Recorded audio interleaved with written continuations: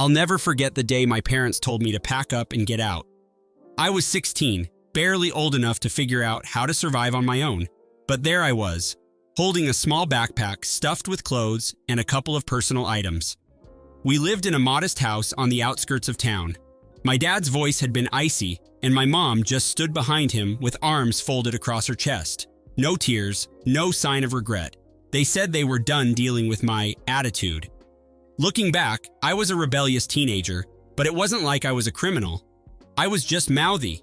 I had an opinion, and I refused to back down, especially when I knew something wasn't fair. My parents never liked that. They always preferred my older sister, who was perfectly obedient, always doing what they wanted without complaint. For me, the day they kicked me out is burned into my memory because it was the moment I realized I was completely on my own. Nobody was going to help me, not even the people who were supposed to love me unconditionally. That realization cut deeper than insults could. I was in shock at first, wandering around with nowhere to go. My best friend's parents agreed to let me crash in their basement for a couple of weeks, but I could sense their unease. They had bills and responsibilities, and a mouthy teenage house guest wasn't exactly on their wish list.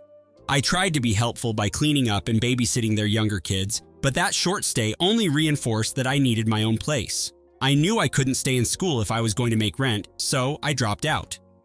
That decision still haunts me sometimes, but back then, surviving felt like the only priority.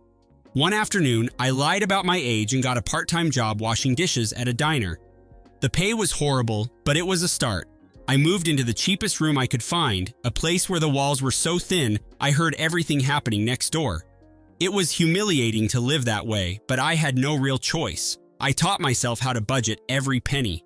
A single slip could mean I'd be out on the streets. I felt abandoned and furious, but I refused to break. As the months went by, I learned hard lessons that most teenagers don't face until later. I figured out how to fake a smile at customers so my boss wouldn't fire me. I learned how to eat cheaply, filling up on bread and ramen noodles. I spent my rare free hours looking for better-paying jobs, but no one wanted to hire a dropout with no experience.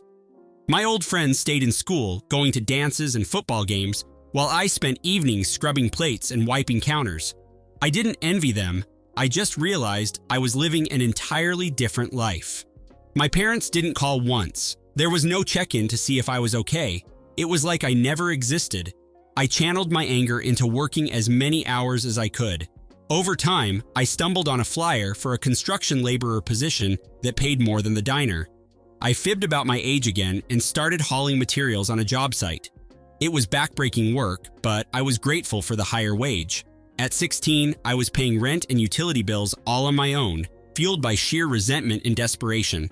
I felt unstoppable. After a year of working construction, I learned the value of discipline.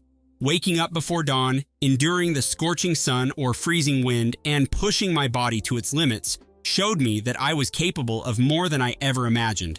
I saved up every extra dollar I could, determined to escape my dingy room. Some nights, I lay awake feeling hatred toward my parents. I resented them for ignoring me, for making me feel worthless and disposable. But I refused to let that define me forever. Around that time, I met someone who ran a small landscaping company. He offered me weekend work, planting shrubs and mowing lawns. It didn't pay much more, but it gave me fresh air and a chance to learn new skills. I was 17 by then, still underage, still without a high school diploma, but I felt like a grown adult in every sense. At the end of every shift, I tucked away part of my paycheck in an envelope marked "Future." I wasn't sure what my future held, but I wanted to be ready. That's what I told myself whenever doubts crept in late at night. I refused to be completely broken. When I turned 18, I felt a strange mix of pride and bitterness. I was officially an adult, but it had been years since I'd really felt like a kid. I decided to get my GED so I could at least have something to show for my education. It turned out I was pretty decent at studying when I set my mind to it. Balancing work and classes was tough, but I passed the exams. I remember walking out of the testing center with tears in my eyes, not because I was overjoyed, but because I realized my parents never even witnessed this achievement. They had no idea what I'd gone through. I told myself that was fine. I didn't need their approval. After that, I started looking for trade programs. College seemed out of reach financially, but I discovered a local community college that offered a 2-year welding course. The idea of working with my hands, manipulating metal into something functional and strong, appealed to me. I took a leap and fully enrolled, scraping together financial aid forms and scholarship applications.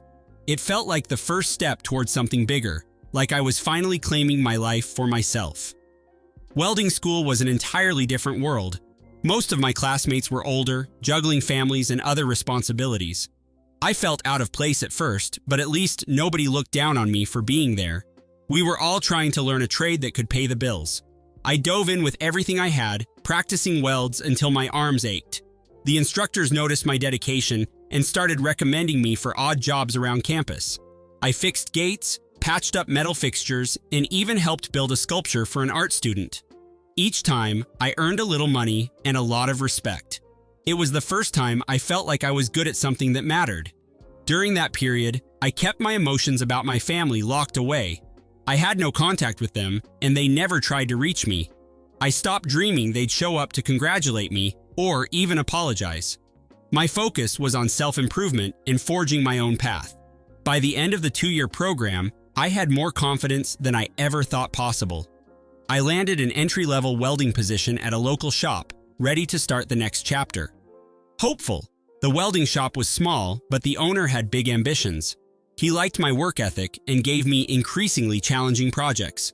Before long, I was fabricating custom railings, decorative gates, and even some artistic pieces for upscale clients. The pay was decent, not amazing, but enough to upgrade my living situation to a tiny studio apartment. It felt incredible to have a space that was truly my own, even if it was just one room with a kitchenette. That sense of independence fueled me to work harder. Around that time, I discovered that I had a knack for building relationships with clients. I listened to what they wanted, suggested practical design tweaks, and delivered on time. Word of mouth spread, and people started asking for me by name. My boss noticed the uptick in business and gave me a small raise. That was enough to motivate me to think bigger. I asked him if he'd consider branching out and taking on more specialized jobs, but he was set in his ways. I got the sense that I'd hit a ceiling there. Still, I owed the place a lot. It was where I learned how to blend skill with ambition. I started doing side gigs whenever I had free time. At first, it was just repairing broken fences or welding small projects for neighbors.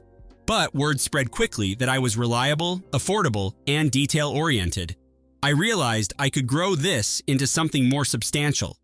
I rented a corner in a friend's garage, bought a second-hand welding machine, and set up my own mini workshop. Within a few months, I had enough regular clients that I felt confident giving my notice at the shop. My boss wished me luck, but also seemed a bit miffed. I can't blame him. I was leaving to become his potential competitor. Still, I tried to keep things cordial. My new business grew in fits and starts. Some weeks, I had more orders than I could handle. Other times, I struggled to find clients.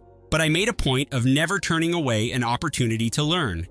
If someone wanted a type of work I wasn't experienced in, I researched, practiced, and figured it out. Slowly, the profit margins began to inch up. I wasn't rich by any means, but I was doing better than I'd ever done before, and it felt like real progress. Finally, as my client list expanded, I started taking on bigger projects. I welded steel frameworks for custom furniture, built elaborate gates for wealthy homeowners, and even contributed to a few public art installations. I'd never forgotten the struggle of being homeless at 16, so I donated scraps and leftover materials to local trade school students whenever I could. It felt like a small way of paying it forward. Money was still tight, but I upgraded my garage space to a legit workshop, complete with better tools and a small office area. By the time I was 23, I had 2 employees, another welder and an assistant who handled scheduling and billing. It amazed me to see how far I'd come. Even so, there was still this deep-rooted anger in me. I kept telling myself I'd gotten over my parents' betrayal, but the truth was, I was using that resentment as fuel. Every time I thought about quitting, I remembered the day they threw me out. It reminded me that I could rely on no one but myself. Oddly enough, that dark motivation worked. My business thrived, and with each year, I saw my savings account grow. Success tasted like justice. Then, out of nowhere, I got a message from my mother. I was 25 at that point, and it had been nearly a decade since we'd last spoken. She reached out via social media, claiming she missed me and wanted to catch up. I'll admit, my heart pounded when I saw her name pop up. Part of me wanted to ignore it, but curiosity got the better of me. I replied, keeping my tone neutral.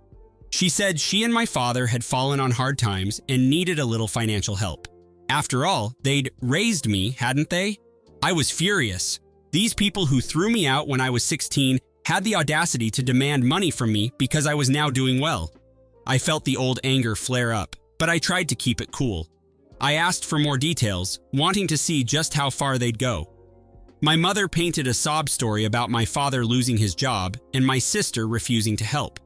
She implied that I owed them for the years of feeding and housing me. I nearly laughed at the irony. They wanted me to save them after discarding me. I didn't respond immediately. I needed time to process everything.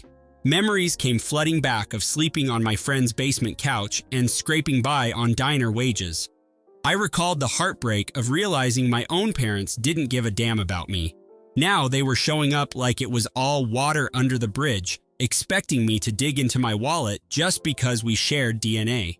Part of me wanted to tell them to go to hell and block them forever. Another part was curious to see how they'd react if I toyed with them a bit. So I messaged back, asking how much they needed. My mother was quick to quote a figure that was no small sum. I told her I'd think about it, which led to her bombarding me with messages about how family should help family. The hypocrisy was almost comical. At that point, I made up my mind. If they were willing to treat me like a walking bank, then maybe I'd play along, but on my terms. I wasn't looking for reconciliation. I wanted them to understand exactly what they had lost when they tossed me aside. And I wanted a little payback. First, I arranged a meeting at a coffee shop in my old hometown. I wanted to see their faces when I walked in, dressed sharply and clearly well off. The moment they saw me, I sensed their surprise. My father tried to mask it behind a weak smile, while my mother acted overly familiar, calling me sweetie, like nothing had happened. I let them ramble about their struggles, nodding sympathetically but keeping my guard up. Their story was predictable: medical bills, job loss, overdue mortgage payments. Apparently, my sister had cut ties with them after some argument. It was almost funny that the daughter they favored was gone, and the one they threw out was now their best hope. My father looked at me expectantly, like I was an ATM. I asked how they planned to pay me back, or if they even intended to. They exchanged awkward glances, insisting they just needed a temporary boost. I forced a gentle smile and told them I'd help, on one condition: they'd sign a legal document acknowledging the debt.